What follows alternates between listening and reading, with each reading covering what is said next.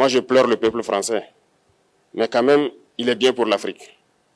Il est un mal nécessaire pour nous. Ceux qui veulent se réveiller, se réveillent. Ceux qui ne veulent pas se réveiller, comme on le dit, on ne peut pas réveiller quelqu'un qui ne dort pas. Les Africains doivent se réveiller. Nous devons travailler à être indépendants, à faire au moins ce que nos peuples connaissent le bonheur. Et la lutte contre l'impérialisme, c'est ça. Il faut décoloniser les mentalités, prendre en compte toutes ces données-là, parce que le monde nous donne tellement d'exemples à voir. Pour eux, il n'y a pas de morale. Ils peuvent vous désigner aujourd'hui terroriste, mais demain, vous êtes un héros. Par leur simple bouche, ils décident de ce qu'ils font. Ils parlent de démocratie, mais ils se font eux-mêmes des coups. What if we told you that a single leader could change the fate of an entire nation in less than 2 years? What if Burkina Faso, a country once overlooked by global powers, has now become the center of Africa's economic transformation? This is not just another political story. This is history in the making. Under President Ibrahim Traoré, Burkina Faso has not only broken free from economic shackles, but has also laid the foundation for a future built on self-reliance, industrial strength, and cultural revival. He has defied global financial institutions, reclaimed national wealth, and rebuilt the backbone of his country's economy without a single handout from the West. But revolutions don't happen without a fight. Traoré's journey has been one of defiance, strategy, and sheer willpower. From rejecting IMF loans to nationalizing gold mines, from boosting food production to cutting government corruption at its core, his leadership has rewritten the rules of governance. But how did he do it? What makes his strategy different? And could this be the blueprint for Africa's future? Let's find out.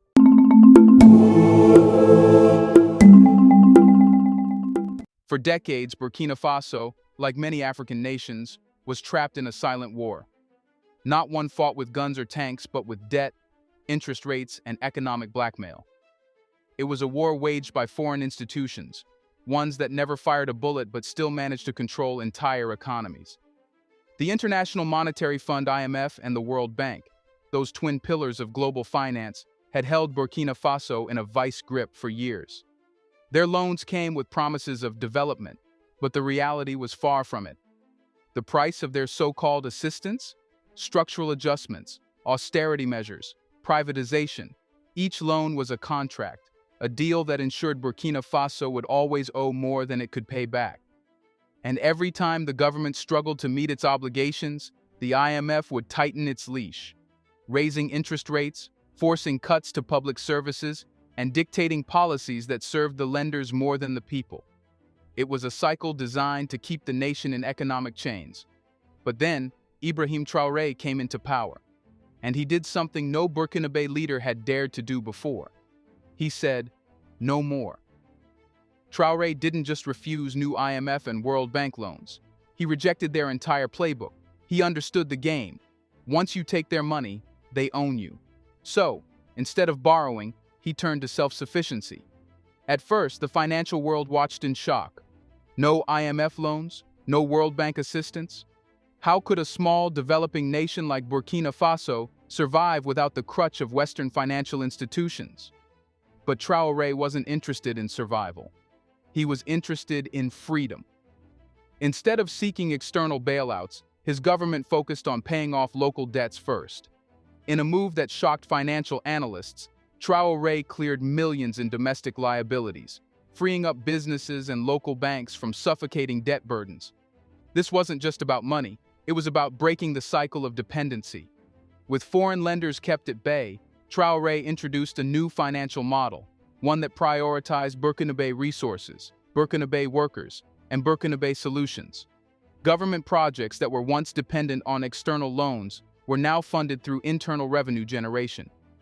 The administration cut unnecessary spending, redirected national wealth into development projects, and stopped leaking billions into foreign-controlled financial black holes. The results? Burkina Faso's GDP shot up from $18.8 billion to $22.1 billion. This was done without taking a single cent from the IMF. However, economic sovereignty required more than just rejecting loans. It meant protecting the nation's resources from foreign exploitation. Here's a reminder to please like and share the video and subscribe to our channel to watch more videos on Black culture, history, civilization, and identity. Let's continue now. For years, Burkina Faso's gold, cotton, and minerals were being extracted and shipped abroad, while the country itself remained poor. The arrangement was painfully simple. Foreign corporations owned the mines. They paid pennies in taxes to the Burkinabe government. They extracted billions in raw materials and sent them to Europe. Burkina Faso received nothing but leftovers and environmental destruction. This was modern colonialism in disguise, and Traoré wasn't having it. He immediately stopped the export of unprocessed gold and nationalized key gold mines. For the first time in history, Burkina Faso would process its gold, keep its profits, and build its industries. This wasn't just about money, it was about power. Because whoever controls the gold controls the economy. Western analysts called it reckless. Burkinabe citizens called it liberation. Traoré's fight wasn't just against loans and foreign corporations, it was against the global financial system itself.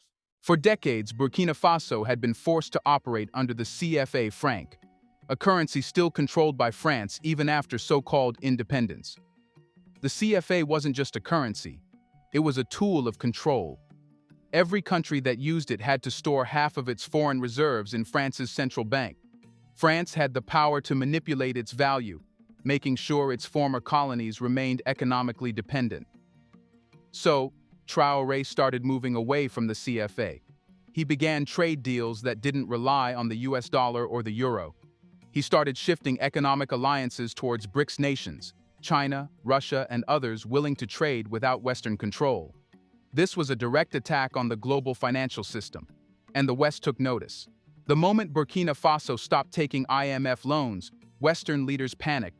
Suddenly, media outlets in Europe and the US began calling Traoré a military dictator. They accused him of endangering democracy. Some even suggested that Burkina Faso would face economic collapse without Western support. But the people of Burkina Faso saw through the propaganda. Because while the West spread fear, Burkina Faso was building roads, industries, agriculture, healthcare, all improving without a single IMF loan. The message was clear.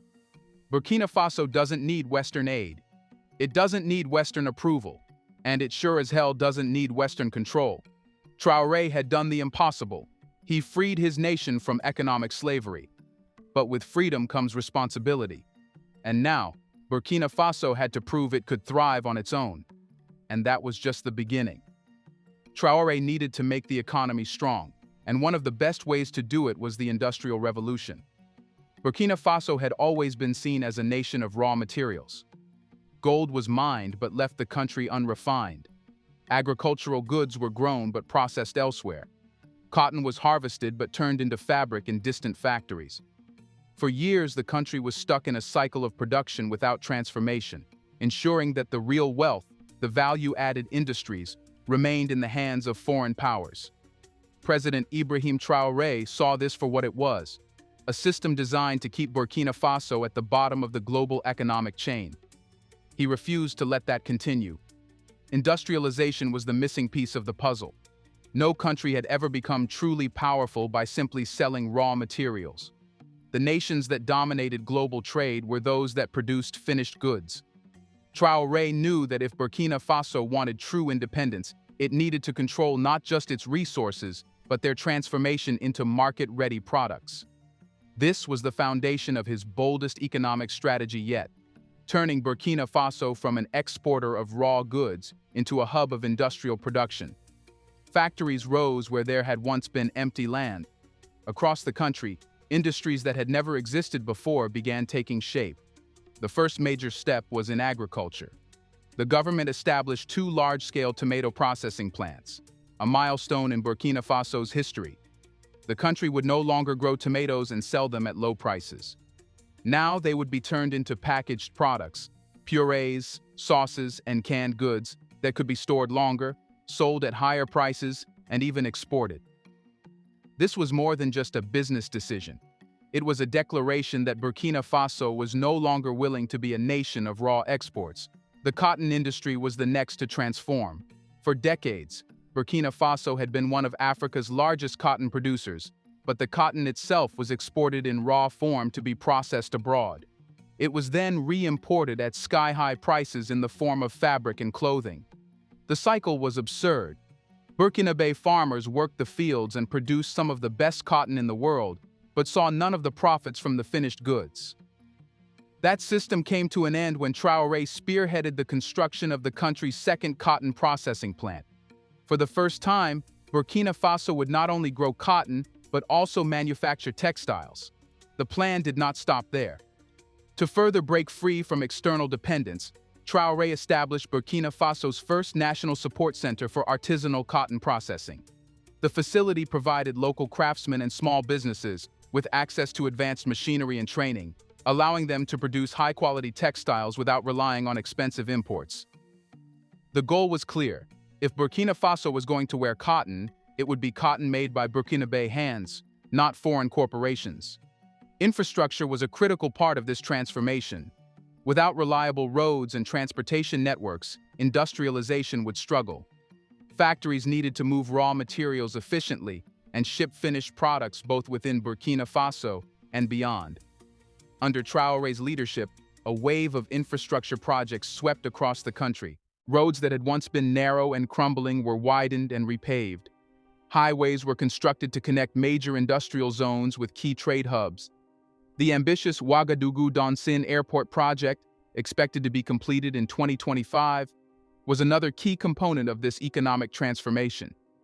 The airport was designed to handle large-scale cargo shipments, opening new doors for international trade. Burkina Faso was no longer just preparing for national self-sufficiency, it was gearing up to be a regional leader. Unlike previous leaders who had relied on foreign companies to build and manage national infrastructure, Traoré ensured that Burkinabe engineers, workers, and firms were at the center of the country's development projects. Local construction companies were prioritized, creating thousands of jobs and keeping the wealth generated by these projects within the country. The approach was strategic. Building up local expertise and reducing reliance on foreign contractors meant that future projects could be handled internally, keeping long-term costs low and ensuring that Burkina Faso retained full control over its development. The push toward industrialization was met with resistance. Western companies that had long benefited from Burkina Faso's role as a raw material supplier saw their grip slipping. They had made billions by keeping African nations dependent on foreign processing. The idea that Burkina Faso could refine its gold, process its food, and manufacture its textiles was a direct threat to their economic dominance. The reaction was swift. International analysts began labeling Traoré's economic policies as risky and unsustainable. Foreign investors warned that Burkina Faso would suffer without external partnerships. But the results told a different story. The local economy surged as industries flourished. Jobs were created at a rate Burkina Faso had never seen before. Instead of watching its wealth disappear into foreign bank accounts, the country was finally keeping the profits within its borders. The industries that had once been mere afterthoughts were now pillars of national growth. Farmers, factory workers, engineers, and business owners were all part of a larger movement, one that was redefining what it meant to be Burkinabe. Industrialization was more than just an economic strategy. It was a form of liberation. Burkina Faso was no longer just a supplier to the world. It was a producer, a manufacturer, a nation that controlled its destiny. But as Traoré pushed forward with these bold transformations, another challenge emerged. A country cannot stand strong without ensuring the well-being of its people. Healthcare, salaries, and the social structure of the nation needed just as much attention as the economy. And so, the revolution turned inward, to the lives of ordinary citizens. But still, this was not it. A social revolution was needed. A nation is not measured by its wealth alone. It is measured by the well-being of its people. For decades, Burkina Faso had been treated as an economy on paper, analyzed through GDP figures and export statistics, while its people struggled with low wages, inadequate healthcare, and a government that prioritized foreign investors over its citizens. But that changed the moment President Ibrahim Traoré took office. Economic transformation was only the first battle. The real test of leadership was ensuring that every Burkinabe citizen felt the impact of change in their daily life. Salaries in Burkina Faso had long been a source of frustration. Government officials and politicians lived in comfort, while civil servants, the backbone of the country, were underpaid and overworked. The system had been designed this way on purpose, ensuring that power remained in the hands of a small elite, while those responsible for running the country's institutions remained financially dependent and politically weak. Traore saw this imbalance and made a decision that sent shockwaves through the political class. He cut the salaries of ministers and parliamentarians by 30%. The move was unprecedented. Leaders in Africa and across the world were known for increasing their salaries, not reducing them. But Traore's decision was about more than just money. It was about sending a message. Government was a service, not a privilege. Public officials would no longer enrich themselves while ordinary people struggled. The savings from these salary cuts did not disappear into state coffers. Instead, they were redirected toward a 50% increase in civil servants' salaries. Teachers, doctors, nurses, police officers, and other government employees, those who contributed to the nation's progress, were finally given the recognition and financial stability they deserved. The salary reforms went beyond government workers. Traore recognized that a strong economy meant a strong workforce, and that required businesses to follow suit. Private sector wages had been stagnant for years, with multinational companies paying Burkinabe workers far less than they paid their European or American counterparts for the same labor. Traore's administration introduced new labor policies that required fair wages and improved working conditions across all sectors. Employers could no longer exploit cheap labor while reaping massive profits. The balance of power was shifting, but wages alone were not enough. For true transformation, Burkina Faso needed a healthcare system that could support its growing population. Historically, healthcare had been one of the country's weakest sectors. Hospitals were underfunded, medical equipment was outdated, and access to healthcare in rural areas was almost non-existent. For years, Burkina Faso relied on foreign medical aid, which meant that healthcare decisions were often dictated by outside interests rather than the needs of the people. This dependency was unsustainable. Traore launched a bold initiative to restructure Burkina Faso's healthcare system from the ground up. One of his first actions was to establish mobile clinics. These were not temporary solutions, but fully equipped medical units designed to bring healthcare directly to the people. In remote villages where people had to travel miles just to see a doctor, mobile clinics became a lifeline. They provided maternal care, vaccinations, emergency treatment, and general health services, ensuring that even the most isolated communities had access to medical support. Another key area of reform was oxygen production. It was an issue that most people never thought about until they needed it. Burkina Faso had long struggled with shortages of medical oxygen, particularly in hospitals dealing with respiratory illnesses and surgical procedures. The country had relied on expensive imports to meet its demand, making oxygen both scarce and unaffordable. Traore's administration changed that by establishing new oxygen production units across the country.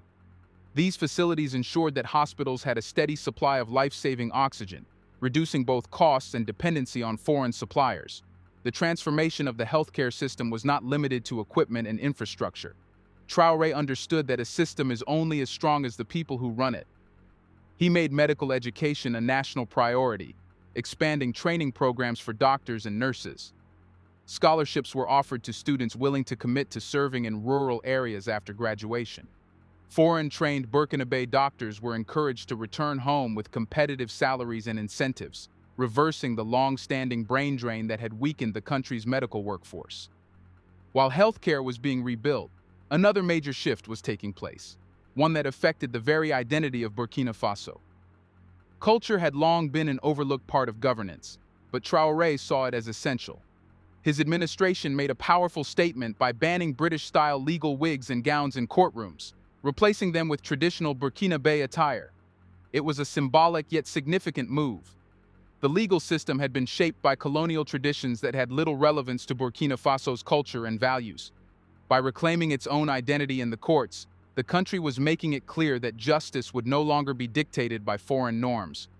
Traoré's cultural reforms extended beyond the legal system. He recognized that true independence required breaking not just economic and political ties with former colonial powers, but also their influence over education, media, and public discourse. French-controlled media outlets had long shaped the narrative in Burkina Faso, often pushing agendas that favored Western interests. In a bold move, Traoré banned French military operations and expelled French troops, ensuring that Burkina Faso's sovereignty would no longer be compromised by foreign military presence. At the heart of all these changes was a simple but powerful idea. Burkina Faso belonged to its people, not to foreign corporations, foreign banks, or foreign governments. Every reform, from salary increases to healthcare improvements to cultural revival, was about giving power back to the people. And apart from giving hope to the locals, some sources are suggesting Traore has made a total of $100 trillion in accomplishments, all for his people. Do you think Africa has ever had a leader like him? Let us know in the comment section. How will Burkina Faso look like in a few years if this progress continues? Do you want to watch more videos like this one? If so, subscribe to our channel and press the bell icon next to it. We have decided to bring videos on something nobody talks about: the Black culture, civilization, history, and evidence about how glorious Blacks have been. Thanks for watching, and until the next video, stay tuned.